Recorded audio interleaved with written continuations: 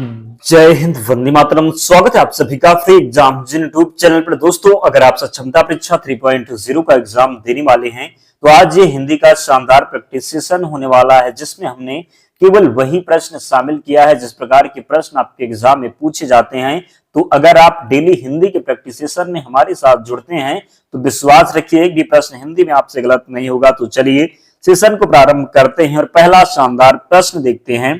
ब्रज भाषा है, पूछा गया है कि ब्रज भाषा है पश्चिमी हिंदी की उपभाषा बोली है, बिहारी हिंदी की, पहाड़ी हिंदी की या फिर पूर्वी हिंदी की। तो ब्रज भाषा की बात करेंगे तो ये पश्चिमी हिंदी की उपभाषा बोली है। किसकी? तो ब्रज भाषा जो है ये पश्चिमी हिंदी की उपभाषा बोली है। बात करें बिहारी हिंदी में कौन कौन सी भाषा आती है तो मैथिली, भोजपुरी और मगही जो है क्या क्या, तो मैथिली क्या हो जाएगा, मैथिली और मगही भोजपुरी, ये जो है ये बिहारी हिंदी की उपभाषा बोली है। पूर्वी हिंदी की बात करें तो पूर्वी हिंदी आप एबीसी करके ध्यान रखें। किस प्रकार? तो एबीसी, ए से क्या है तो अवधि, बी से बघेली और सी से छत्तीसगढ़ी। तो अवधि, बघेली और छत्तीसगढ़ी ये पूर्वी हिंदी की उपभाषा बोली। क्या? तो एबीसी करके आप ध्यान रखेंगे, कभी नहीं भूलेंगे। ए से अवधि, बी से बघेली और सी से छत्तीसगढ़ी। तो ध्यान रखेंगे, गलती नहीं करेंगे। दूसरा प्रश्न है, अगर आपको राइट आंसर पता है तो जरूर कमेंट करते रहें।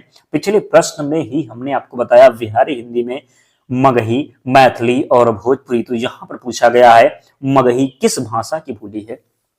मगही जो है किस भाषा की बोली है? पश्चिमी हिंदी, पूर्वी हिंदी, बिहारी हिंदी या फिर राजस्थानी हिंदी। तो पश्चिमी हिंदी में ब्रज भाषा पहला जो है पहला ही प्रश्न था, पूछा गया था पश्चिमी हिंदी में। तो ब्रज भाषा जो है ये पश्चिमी हिंदी की उपभाषा बोली है। पूर्वी हिंदी हमने आपको बताया एबीसी करके ध्यान रखना है। किस प्रकार? तो एबीसी करके ध्यान रखना। ए से अवधि, बी से बघेली और सी से छत्तीसगढ़ी। तो मगही हमने आपको बताया मगही और क्या हो गया तो मैथिली और भोजपुरी, ये जो है ये बिहारी हिंदी की भाषा। किसकी? तो बिहारी हिंदी, ध्यान रखेंगे। तीसरा प्रश्न है, हिंदी खड़ी बोली किस अपभ्रंश से विकसित हुई है। तो भाषाओं का क्रम अगर आपको याद है तो आप गलती नहीं करने वाले। हिंदी खड़ी बोली किस अपभ्रंश से विकसित हुई है? मागधी, सौरसैनी व्राचड़ या फिर अर्धमागधी। तो जो हिंदी खड़ी बोली है ये सौरसैनी अपभ्रंश से विकसित हुई है। किससे?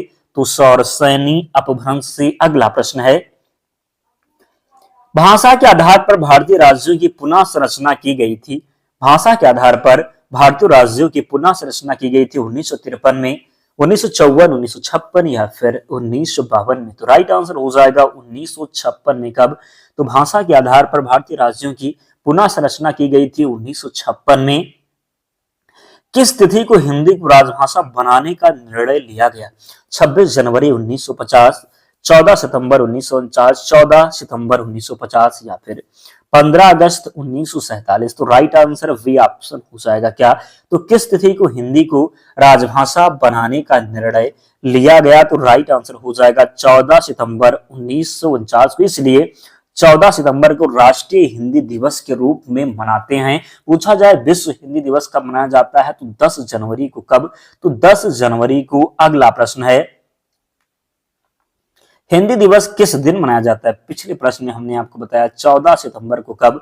तो 14 सितंबर को हिंदी दिवस के रूप में मनाया जाता है। किस रूप में? तो 14 सितंबर को हिंदी दिवस के रूप में मनाया जाता है। अगर यहीं पर प्रश्न होता कि विश्व हिंदी दिवस, क्या कि विश्व हिंदी दिवस कब मनाया जाता है तो 10 जनवरी को विश्व हिंदी दिवस। और हिंदी दिवस केवल पूछा जाए राष्ट्रीय हिंदी दिवस तो 14 सितंबर को। अगला प्रश्न है, संविधान के अनुच्छेद 351 में किस विषय का वर्णन है? उच्चतम न्यायालय की भाषा, पत्राचार की भाषा,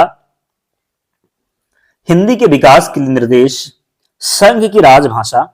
तो संविधान के अनुच्छेद 351 में किस विषय का वर्णन है?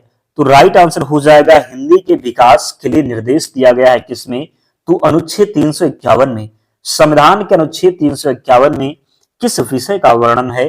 तो हिंदी के विकास के लिए निर्देश दिया गया है संविधान के अनुच्छेद 351 में, ध्यान रखेंगे। अगला है, हिंदी वर्णमाला में अयुग वाह वर्ण कौन से हैं? ए और दीर्घी उ और बड़ा उ, अंक आ और दीर्घा। तो हिंदी वर्णमाला में अयुग वाह कितने हैं? तो 2 हैं, अंक और आ। क्या? तो अंक और आ जो है ये क्या है? तो अयोगवा है, इन्हें विसर्ग के नाम से भी जाना जाता है। तो राइट आंसर सी ऑप्शन हो जाएगा। हिंदी वर्णमाला में अयोगवा वर्ण कौन से हैं? तो राइट आंसर हो जाएगा अंक और आ, इसे विसर्ग के नाम से भी जाना जाता है। नेक्स्ट है, वर्णमाला कहते हैं वर्णों के संकलन को, शब्द गणना को, वर्णों के व्यवस्थित समूह को या फिर शब्द समूह को। वर्णमाला किसे कहते हैं? वर्णों के संकलन को, शब्द गणना को, वर्णों के व्यवस्थित समूह को या फिर शब्द के समूह को। तो राइट आंसर यहाँ पर क्या हो जाएगा? वर्णमाला कहते हैं वर्णों के व्यवस्थित समूह को वर्णमाला कहते हैं। क्या? तो वर्णमाला कहते हैं वर्णों के व्यवस्थित समूह को। निम्न में से कंठ ध्वनियां कौन सी हैं? यारा, चाजा, टाड़ा और या फिर का और खा। तो कंठ ध्वनियां पूछा गया, निम्नलिखित में से कंठ ध्वनियां कौन सी हैं? तो कंठ ध्वनियां का वर्ग के जितने भी वर्ण हैं, क्या? का वर्ग के का हो गया, खा हो गया, गा हो गया, घा हो गया, ये जो है ये किससे उच्चारित होते हैं? तो कंठ से। टा से अगर पूछा जाए टा वर्ग के वर्ण किससे उच्चारित होते हैं? तो मूर्धन्य से। चा वर्ग के वर्ण, चा बोलिए चा।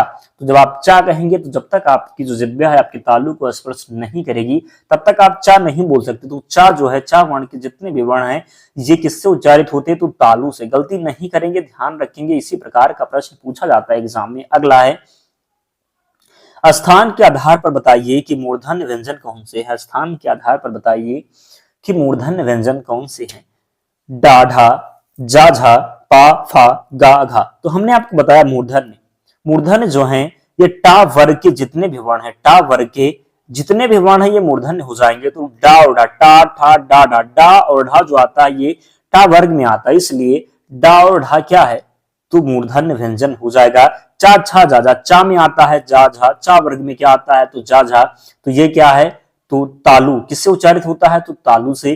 पा, फा, आप पा बोलिए। पा जब आप कहेंगे तो आपके जब तक दोनों ओष्ठ मिलेंगे नहीं तब तक आप पा नहीं बोल सकते, तो ओष्ठ से उच्चारित होते हैं पा।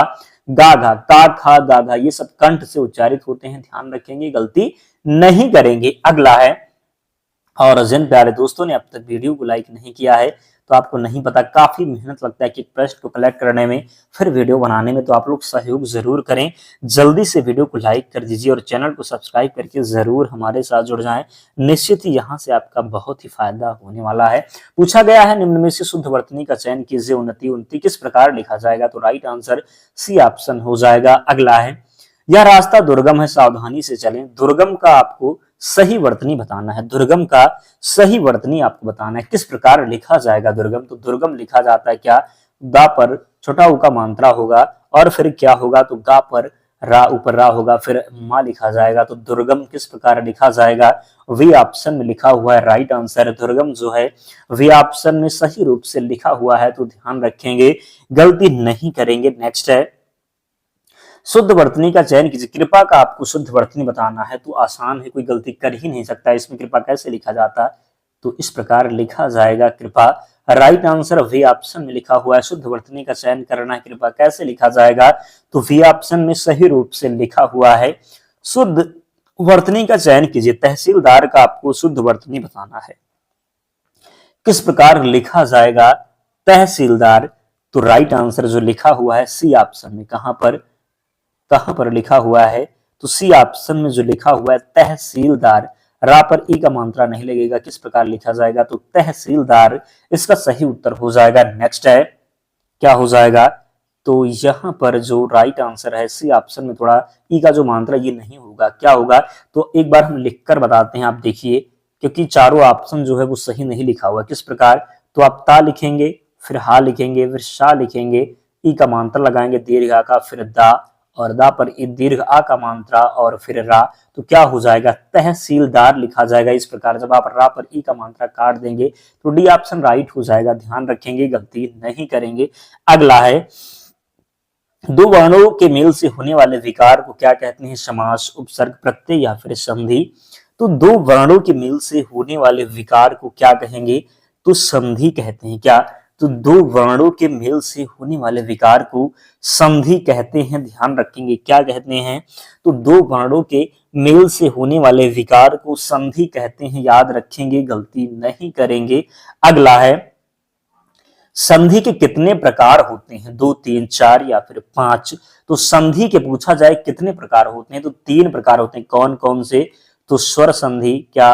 तो स्वर, व्यंजन, और विसर्ग, स्वर व्यंजन और विसर्ग संधि के कितने प्रकार होते? तो 3 प्रकार होते, स्वर संधि, व्यंजन संधि और विसर्ग संधि। पूछा जाए स्वर संधि के कितने पार्ट होते, कितने भाग होते, तो स्वर संधि के फिर 5 पार्ट होते। कितने? तो 5 भाग होते, ध्यान रखेंगे। अगला है, दयानंद में प्रयुक्त संधि का नाम बताइए। दीर्घ, व्यंजन, यण या फिर क्रूण संधि। तो दयानंद, जब आपको दीर्घ आ का मात्रा मिल जाए दूसरे शब्द में तो आप लगाएंगे दीर्घ संधि। दीर्घ संधि किस संधि का उदाहरण है? तो स्वर संधि का। तो राइट आंसर यहाँ पर ये ऑप्शन का चयन जिसने भी किया है सही उत्तर हो जाएगा। अगला है, कपीस में प्रयुक्त संधि का नाम बताइए। मैंने आपको बताया जब आपको दीर्घ आ का मात्रा मिल जाए, दीर्घ ई का मात्रा मिल जाए, वहां पर आप लगाएंगे क्या?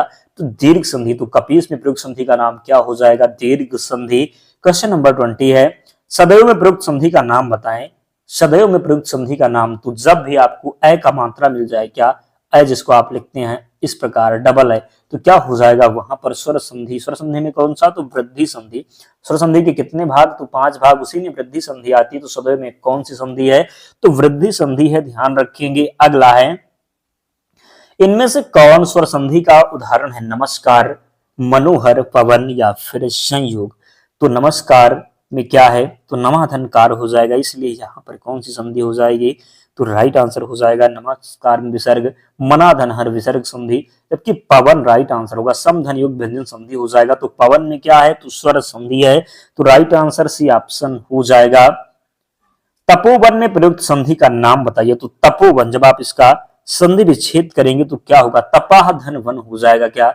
तो तपाह धन वन हो जाएगा। तो जब भी विसर्ग लग जाए तो राइट आंसर विसर्ग संधि हो जाएगा। क्या हो जाएगा? तो जब भी विसर्ग लगेगा तो राइट आंसर विसर्ग संधि ही होगा, ध्यान रखेंगे। क्वेश्चन नंबर 23 है, निम्न में से एक शब्द की दृष्टि से अशुद्ध है, उस शब्द का चयन कीजिए। तथापि, तदाकार, तदुपरांत या फिर तथवे। तो तथापि की जो वर्तनी है ये भी सही है, तदाकार भी सही है, तथयो भी सही, जबकि तदुपरांत नहीं सही। दा पर छुटाऊ का मात्र लगे, तदुपरांत लिखा जाता है, ध्यान रखेंगे। अगला है, उपसर्ग का प्रयोग होता है शब्द के अंत में, शब्द के मध्य में, शब्द के आदि में या फिर इनमें से कोई नहीं। तो उपसर्ग का प्रयोग कहां पर होता है? उपसर्ग का प्रयोग होता है शब्द के प्रारंभ में। प्रारंभ में कह सकते हैं, शुरुआत में कह सकते हैं, शब्द के आगे कह सकते हैं, इसलिए यहां पर राइट आंसर हो जाएगा शब्द के क्या? तो राइट आंसर होगा शब्द के आदि में। क्या?